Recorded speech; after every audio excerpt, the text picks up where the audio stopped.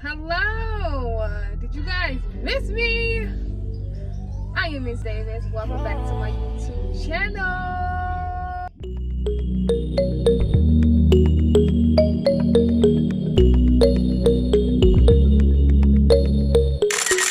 I am here to talk about something that I've been struggling with since I was about 4 years old, 5 years old. I mean, that's when I can remember. Anxiety. And also panic attacks. So I had my first panic attack that I remember. It was around like 8. I asked my mom how old she was, and she told me she was 31, y'all. She might as well told me she was 105 because my heart started beating and like my thoughts went crazy. Oh my gosh, she's gonna die soon. She's getting old. She don't got that much time to live. Oh my gosh, she's leaving me. Oh my God, what I'm gonna do? And I remember running to the window and breathing out of the window trying to get some air because I couldn't breathe. It only lasted about 30 seconds, and after that, like, it went away.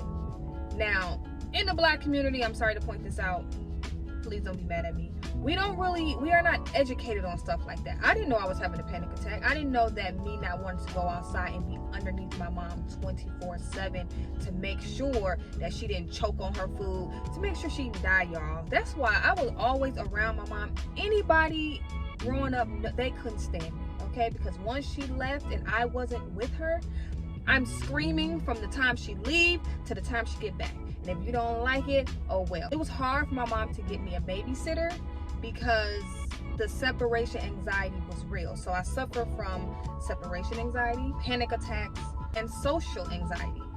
I was just always a very anxious child, anxious girl, and I'm always worried about when I'm gonna die, when my mama gonna die, when my family gonna die. One day we gonna die, and then I'll just have a panic attack. Okay, and I know that they touch bases on, like, you know, the symptoms of it. When your family think that you are funny acting because you don't want to come around to the family gatherings, and they like, oh, she funny action. Like, as Black people, we don't ever think about that person may have social anxiety. That never comes to mind. Like, oh, maybe they have social anxiety. Like, and we don't know that we have that to even express that to them and say, oh, I have this. You know, I suffer from social anxiety. And, you know, I get really nervous and anxious when I get around a lot of people. Because with me, look, 2 is too many, all right?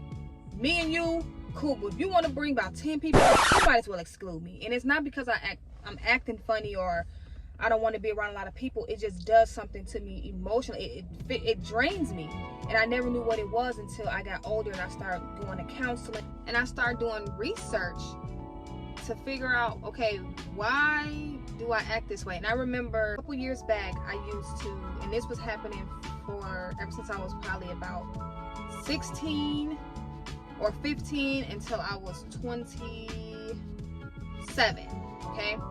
So I used to wake up in the middle of the night around like 2 in the morning, and I would jump up and I just be like breathing really heavy. Didn't know I was having a panic attack at the time. I just thought that it was something that just happened. Like, oh, you know, I hop up in the middle of the night, probably about 3 in the morning, because I'm thinking one day I'm gonna die, and then I'm just like, can't breathe, and then laugh for 30 seconds, and I go back to sleep. Like, I explained it to people like it wasn't nothing because I didn't understand what it was. And they was looking at me like, what? Like, I'm like, yeah, that's what I do. Like, that's like, it's normal. And that's not. And I did it for so many years, and I would jump up out of my sleep having a panic attack and didn't know what it was. So if anybody is experiencing that, my friend, you might be having some sort of panic attack attached to something that you are worried about that is triggering it. So I suggest you figure out what's triggering your panic attacks. I would get up at like 8 o'clock and I would be out the door. I'm talking about suited and booted, showered, everything, did all my morning routine, and I'm out the door about like 8:30, okay? Didn't know that. And then my friend one time, she said, how do you do that? Like, how do you just get up and be gone? She's like, do you ever like rest? Like, I'm like, yeah, I do. And not knowing, like, I really wasn't resting. Like, I'm getting up at 8 o'clock in the morning, gone from 8 in my car from 8 all the way to like 9 o'clock at night. Barely got some sleep because I'm having panic attacks in the middle of the night.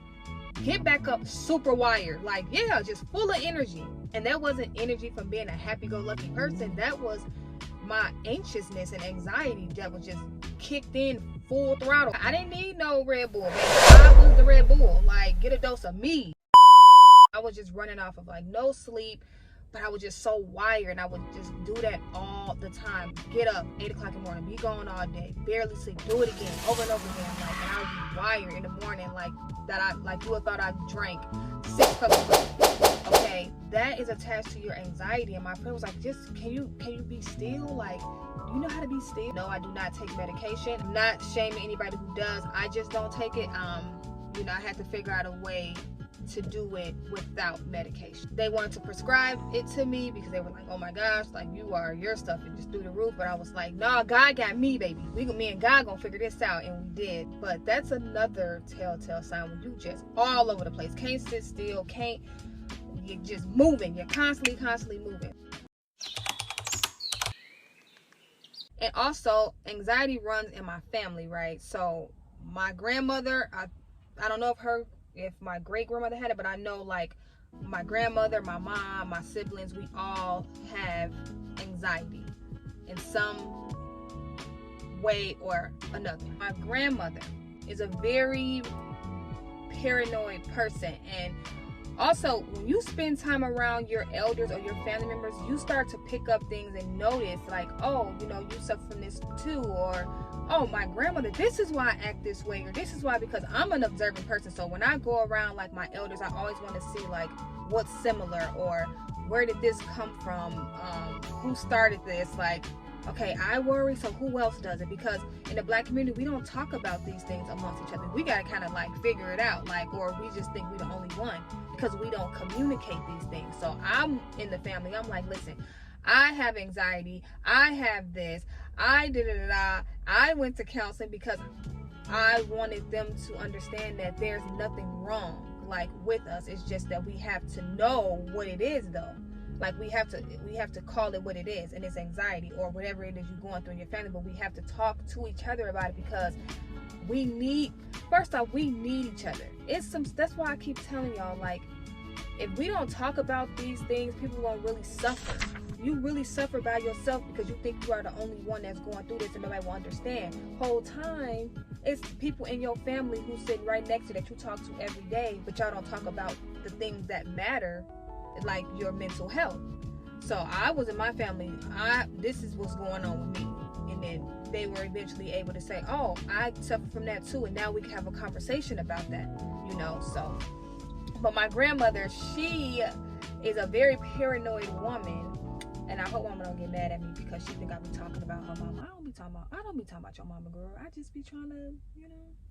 But yeah, so she's very paranoid, and then me being around her, I noticed because she lives in a different state. So when I visit, I'm like, oh, that's where I get this from. That's where this comes from. Because I'm very paranoid, and what they don't talk about with like anxiety, like I don't know about y'all, but or if it's even like connected, I suffer from paranoia, y'all. I'm always watching my back, front, side. I don't trust none. I'd be like, what's going on? Like I'm always thinking somebody trying to get me. Why? I don't even know. But also like the paranoia could be connected to some, you know, to the African American struggles that we face. But that's a whole nother thing, okay? We ain't gonna get into that. That's something else.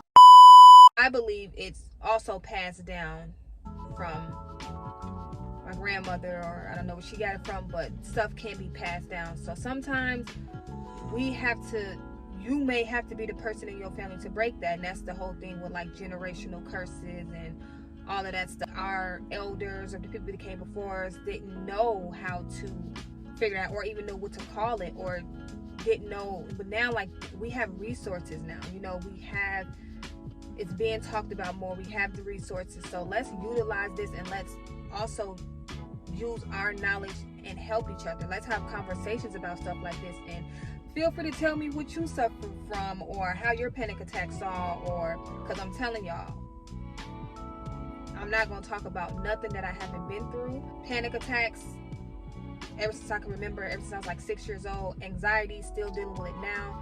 It was way worse when I was a child, but as I'm older, I'm utilizing the resources that are given. I remember I worked at this job for like 6 years, right? And I was really good at this job. You know, I worked in the education field, and they would have like this gala like every year, right? Where the whole school, and they have like all these people come. Y'all know what galas are.